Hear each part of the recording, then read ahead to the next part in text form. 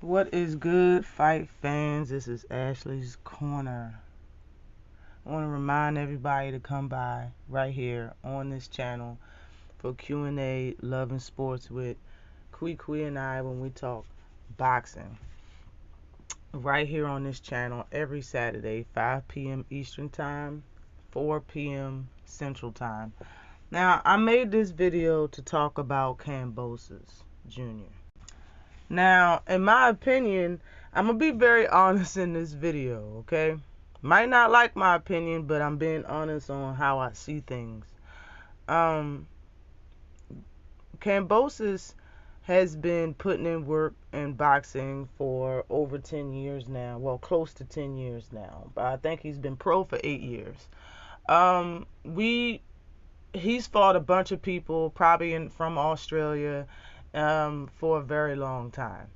The first name that we know that he fought was Mickey Bay. I think that was in 2018 or maybe 2019.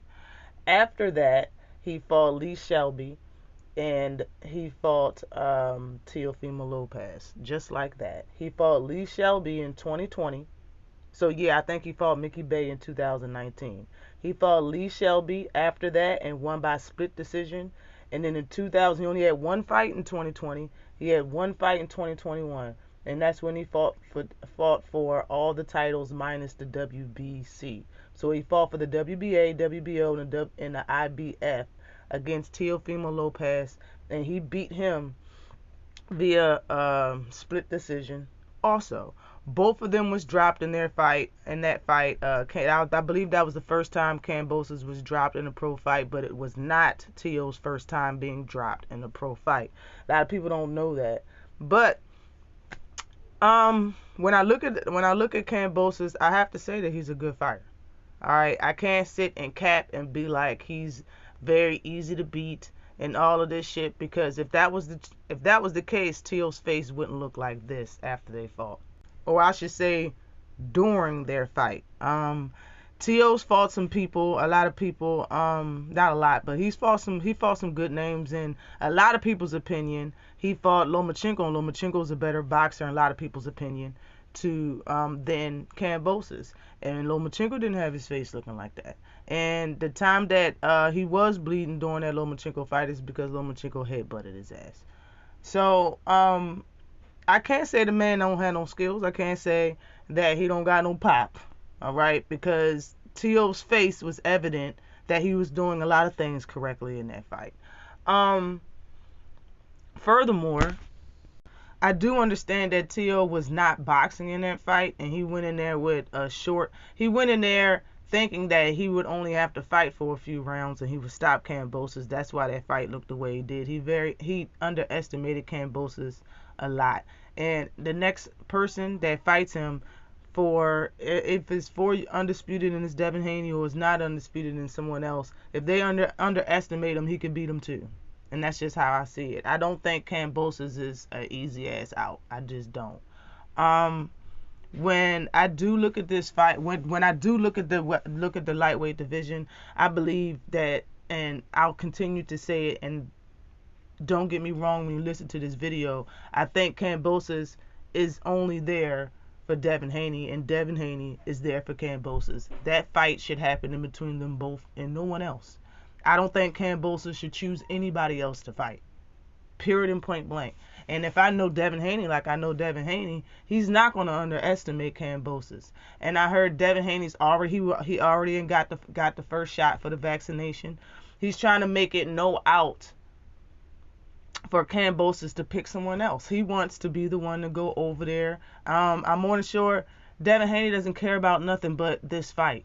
He don't care about being the B-side. He doesn't care. He does not care about getting the vaccine. He does not care about going to Australia. He doesn't care about getting booed. He don't care about none of that. He wants to fight. He wants the opportunity, and I'm with it. I'm here for that. I want him to fight. I want Kambosos to choose Devin Haney. And for the people that saying that fight's final, it is not. And if you just go on Twitter and look at the conversations in between these they're going back and forth and back and forth.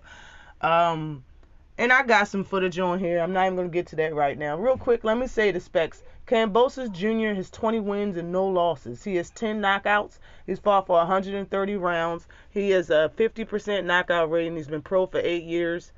He's 28 years old. He's 5'9.5". He's 6'8". He's 5'9.5" with a 68-inch reach. And like I said, in 2020 he beat Lee Shelby, and in 2021 he beat Teofimo, both split decisions. And that was the first time he's been dropped. Yeah, this right here is what I seen on IG. What I seen on Twitter. It says, this is his verified Twitter page, Kambosos' page. It says, "I'm not here for Twitter fights like most of these cats. I'm here for real fights. To be honest, you gotta give respect to myself, Tio, and Loma. Out of one Emperor, 4 Kings, and Matrix, we 3 stepped up and fought, while the others fought on Twitter. Just stating facts. Now you tell me who ducks." He also wrote, "I love how you manipulate and lie to your fans. Talk a big game, but show no action. A bit like your fights. I'm patiently waiting with all my belts for the offer from your boss, Mr. Eddie Hearn, because I got a stadium ready in Australia. But I can see the excuses already." Now, he said that, I believe, to reply to Devin Haney. Devin Haney said, "So you want our side?" No, actually, this isn't reply. This is Devin Haney replying to him, and it says, "So you want our side to put money up in your backyard?" with a question mark. "Okay, no problem. See you soon, and keep those belts safe because they'll be leaving Australia soon." Now, I like this type of, I had to get all close to the phone. It was short, small as hell, small to read. But yes, I like how Devin Haney is carrying the situation. You know what I'm saying? He doesn't care about none of the stipulations. He say yes to everything. He just wants to fight. That's how you know this is a legendary fighter. He wants nothing but his legacy to be intact, to everything to go the way that he wanted to go. Outside of boxing, he owns a lot of things. He got a lot of things going on. Everything's going his way outside of boxing. He wants boxing to go his way, and it will if he gets this fight. So that's what's up, that he don't care about none of the stipulations, and he's just saying yes to everything. All you got to do is say yes. You know what I'm saying? And I rock with it. I feel it. I love it. But Kambosos, bruh. Kambosos is straight up full of it. Why bring up Loma's name like you fought Loma? I understand Tio fought Loma, but that was by design. He didn't fight nobody else that was of any importance at 135 besides Lomachenko. And for you to say that just makes me think that that's who you about to choose. He's not about. It just feel like he's not about to choose Haney. He's about to choose Lomachenko. That's what it feels like. And in my opinion, anybody would be better than Lomachenko and Ryan Garcia. And I also seen an article saying that the WBA title can, if Gervonta Davis accept George Kambosos Jr. or not. They were basically saying that the WBO is trying to get rid of their secondary titles. They used to have a WBA gold at welterweight. They got rid of that, and they're trying to get rid of the secondary WBA titles. That's why, Pacquiao fought Thurman, and Tank was about to fight, who was it? Rowley, and I believe they made a couple more fights to get rid of the secondary WBA.